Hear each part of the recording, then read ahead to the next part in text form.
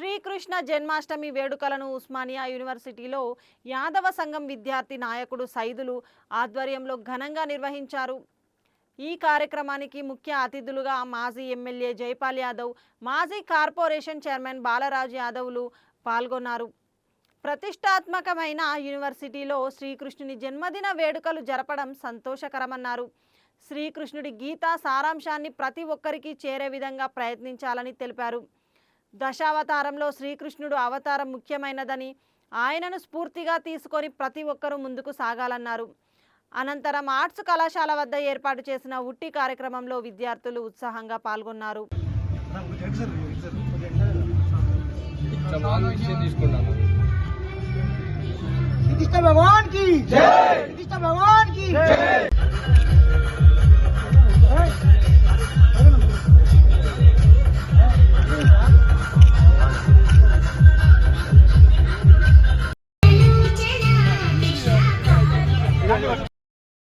Osman city Yadava విద్యార్థి సంఘం ఆధ్వర్యంలో ఏర్పాటు చేసినటువంటి శ్రీకృష్ణ జన్మాష్టమి వేడుకలకు మరి అలా ఉస్మాన్ సిటీ ఆర్ట్స్ కాలేజ్ వేదిక కావడం అనేది చాలా గర్వంగా అనిపిస్తూ ఉంది.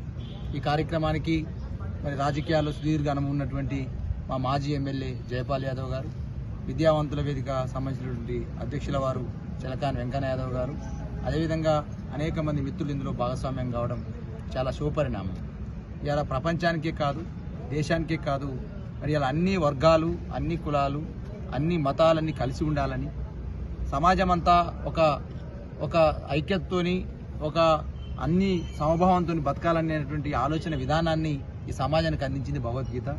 ఆ భగవద్గీతకు మూల పురుషుడు శ్రీకృష్ణుడు. ఇలా శ్రీకృష్ణ భగవానుని ఈ వర్గం ఆ వర్గం అని కాదు, ప్రపంచంలో అన్ని వర్గాలు విలువేల్పు దైవంగా కొలుస్తున్న సందర్భం. ఇప్పుడే ఒక చిన్ని శ్రీకృష్ణుడు ఇక్కడికి వచ్చి వేషాధారణ రావడం జరిగిందంటే శ్రీకృష్ణుని యొక్క మహాత్మ్యం ఏందో అర్థం చేసుకోవచ్చు. బాలకృష్ణుడిగా, శ్రీకృష్ణుడిగా, యుద్ధ నీతిలో అన్ని రకాలుగా శ్రీకృష్ణుని యొక్క చాతుర్యం చూస్తే నాకు అద్భుతం అనిపిస్తుంది భగవద్గీత చదివితే. ఇంతకుముందు మా జైపాల్ యాదవ్ గారు అనేక శ్లోకాలు నిలిపించారు. ఇవాళ ప్రధానంగా శ్రీకృష్ణ భగవద్గీత ఏం చెప్తా ఉంది? నీతిగా బతుకమని చెప్తుంది, ధర్మంగా ఉండమని చెప్తుంది, యుద్ధంలో యుద్ధ నీతిని ప్రకటించమని చెప్తుంది. ఇలా తెలంగాణ సమాజానికి వందే మాతర ఉద్యమానికి ఊపిరిపోసిన ఆర్ట్స్ కాలేజీ, అదేవిధంగా తెలంగాణ ఉద్యమానికి ఊపిరిపోసినటువంటి ఆర్ట్స్ కాలేజీ, ఇలా సాంస్కృతిక సామాజిక ఉద్యమానికి కూడా ఊపిరిపోసే విధంగా ఇవాళ ఒక సాంస్కృతిక ఉద్యమం ఇది కావచ్చు. ఎందుకంటే యాదవుల యొక్క సంస్కృతి, యాదవులు భారతదేశ చరిత్రలో వాళ్ళ యొక్క భాగస్వామ్యం ఏంటి, ఇలా యాదవులు ఈ భారతదేశ సమాజానికి అందించినటువంటి నీతి ఏంది అనేటువంటి అంశాన్ని ఇలా ఒక సాంస్కృతిక ఉద్యమానికి ఆర్ట్స్ కాలేజీ వేదిక కావడం చాలా శుభపరిణామం. డెఫినెట్గా తెలంగాణ సమాజంలో ఇవాళ తెలంగాణ ఉద్యమం తర్వాతకి ఇలా సాంస్కృతిక సామాజిక ఉద్యమం మిగిలింది.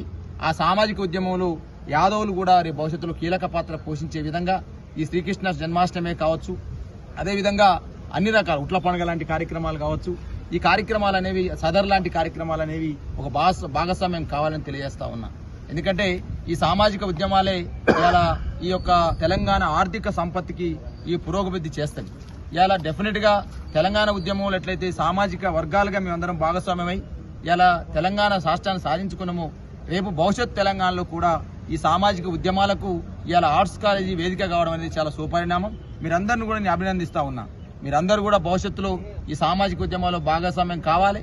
మనతో పాటుగా మిగతా వర్గాలందరినీ కూడా భాగస్వామ్యం చేసుకొని ఈ తెలంగాణను సామాజిక బహుజన వర్గాల తెలంగాణగా మార్చడంలో మీ వంతు పాత్ర ఉండాలి. ఇలా అధికారంలో కూడా మనం భాగస్వామ్యం కావాలి.